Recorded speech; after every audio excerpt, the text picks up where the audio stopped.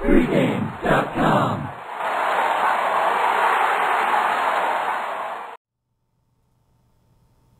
I'm Vegas Runner here with Bryan Leonard, breaking down what may very well be the biggest game of the NFL card come Sunday. Chargers at Patriots. Line opened 7, even money 6.5, with the total 51.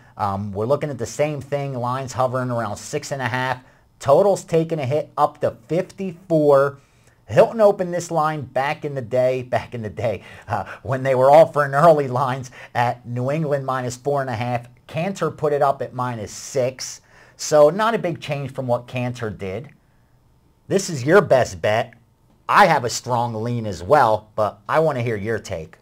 I'm going to go, a lot of people would say this is a square play, because traditionally, anytime there was a total of 50 or over in the NFL, you bet it under and you made money every year.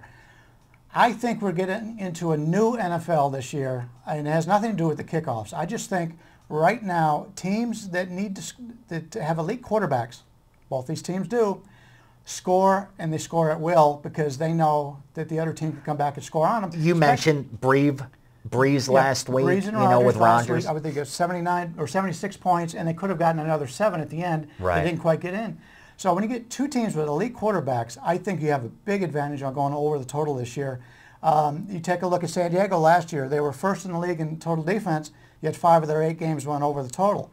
Last year, they averaged 50.7 points a game on the road with a median of 51. And keep in mind, those were when they were playing teams that wanted to slow them down. Right, keep Rivers off the field. Sure. When you're looking at teams like that, it's going to lower your expectations. But New England doesn't want to do that. New England even showed on Monday Night Football against Miami, they had no confidence in their defense. They're looking to throw the ball on every chance they get. They had a preponderance of passing compared to running. And even at the end of the game, when they had their 4th and 1 going into the last minute of the game, a couple of minutes of the game, they wanted to go for it because they thought they would be their best.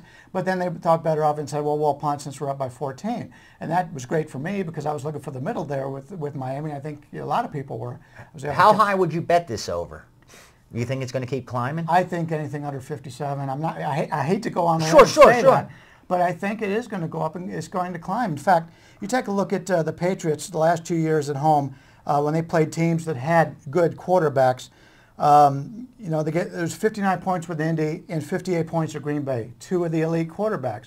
In fact, you take a look at New England at home last year. They were 7-1 over the total at home, and they averaged 53.6 points per game, and that's playing the Cincinnatis, the Buffaloes, the Minnesotas, the Miamis. Now they're playing a team with an actual offense, and they averaged 53.6 last year. I'm going to agree. I'm going to tell you what. I don't think it's a square play, Bryan. Now at this number, and you're right. Before this became a quarterbacks league until, you looked to bet under 50. And like I told you back when I was moving steam, our order was don't even call the office to find out. If you see 50 in the NFL, bet under. If you see 70 in college football, just bet the under. Blindly, we were told to do that. I think the game's changed. And the fact that you didn't see any sharps sending any buy orders out right away, go under this 51, tells you that you're right. It may be too low at 51. And I think the betting public may be a little weary to, bet over when they see 55 out there. I don't really consider it a square play, man, especially when you look last year, these two teams played. It ended 43 total points scored. So I don't think it's a square play. I think it's the sharp play that a lot of bettors may be afraid to take. If you take a look at the entire NFL card this week, it's been adjusted highly on the over. The totals, sure. 3 points or something every game. I think if you were to blindly play the unders this week, there's profit to be made there. Yeah, there's an over-adjustment. I don't want the under in the Sunday night game with Atlanta and Philly, sure. Philly, because both quarterbacks could put points on the board, especially Atlanta's offense looked so bad last week. Right. So I would expect that game to go over too, and yet it's roughly in that 49 area too. But the Cleveland games, the Cincinnati games, that kind of thing, you're going to have some value on playing the under, I think, because you just don't have the quarterback. And it was an over-adjustment from week one. I think so. I think it's a knee-jerk reaction made by the odds makers. Wise guys and the odds makers coming in thought the new kickoff rule was going to result in a lot of unders. We saw the first week of the season some pretty low totals with I think only 4 above 41 or higher. And this week it's the opposite. There's only 5 totals below 41, that opened up. Right. So there is a big adjustment. This is a revenge game for San Diego. Right. New England went in there, won 23-20 last year. But if you look at the stat sheet, San Diego destroyed this team. When have you ever held Brady to 128 yards passing? When do you hear that? They held him to 51 yards rushing, but they fumbled 4 times and lost 3 of those. That was the difference maker. Otherwise, San Diego dominated that game. Historically, New England's 4-1 in their last 5. So it's like, did they have revenge every year? Right. So I'm not leaning on that revenge factor. I like San Diego in this spot because I think the line's too high. I agree with your over. I think we're going to see points from both teams, but I think San Diego is in there till the end. I think this could very well be one of those games that ends by who has it last and who's able to kick that field goal. Because I'll tell you what, when it comes to and I'm going to get bashed for this, when it comes to New England, after what they did Monday night with Brady throwing for 517 yards, this team is coming in with the overrated label in week 2, I think, because they're not playing Miami again. They're playing San Diego. And in San Diego, they were a 3-point dog last year. And now, at home, they're almost a touchdown favorite. That's a huge swing. And I don't think New England improved that much more than San Diego improved in the offseason. If anything, I think it may be the other way around. I think San Diego got better.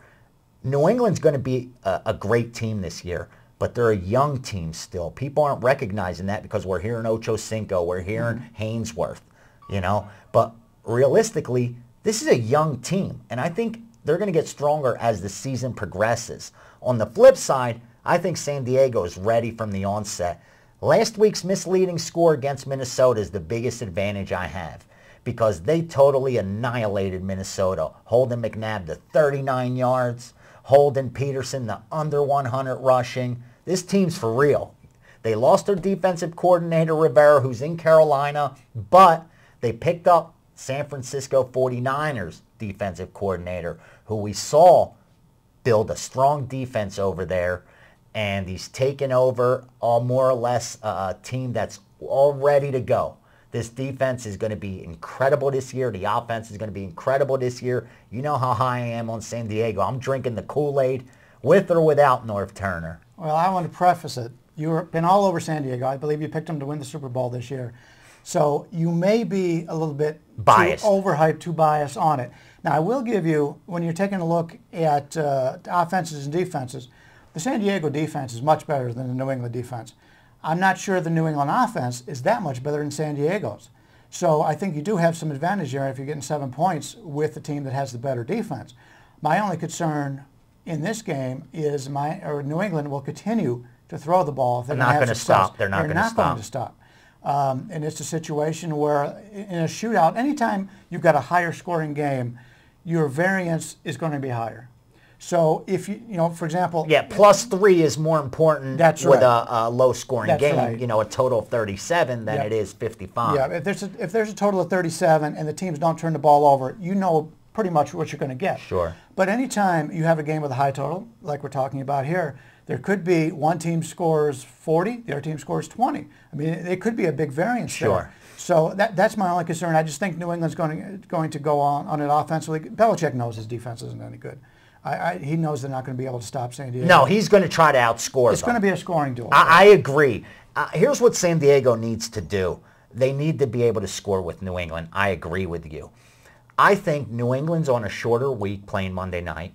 I think the benefit to San Diego, even though you have a West Coast team coming east, is they're playing a later game. Right. If this was early, 10 a.m. our time, 1 p.m. Eastern, I would give, 1.5 points extra probably to New England for that. because it's 10 a.m. for San Diego. At least they're clock internal. But this one's a later game. So I think that negates the edge that they would have had on a West Coast team going east. I agree. I think now it's just a matter of New England having home field advantage, which they obviously do. It's a tough place to win. I think San Diego has to do this. New England uses that 2 tight end set. I believe it's 57% of their snaps are with that 2 tight end offense. Reason being, they don't want no one to touch Brady. If you blitz this team, they're going to eat you apart. Right. You need to be a tough defense, a Jets type defense, a Steelers type defense that's just powerful, that could, stay up in the line and bump their receivers and have strong linebackers, strong front guys on the line. I think San Diego qualifies for that. I don't think their metal's been tested enough to put them in that same talk with Pittsburgh and the likes of Baltimore, but I think they don't get enough credit for that defense. I like San Diego in this spot. I really do. I think 7's too much. I agree with your over. Call me a square. I can't bet the under in this game. Yeah, I don't think you can. I mean, eventually, if it gets up to a high enough number, then the value's on the on. Sure. Here's something we haven't talked about. San Diego loses their kicker. Yeah. And they not only is they lose him, he's one of the best. Yeah. They signed a guy in the offseason.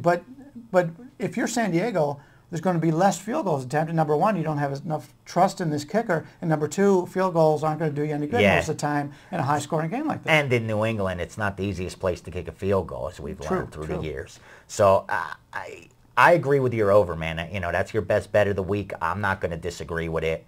You know what I like? I like the Chargers here. I love what they did against Minnesota.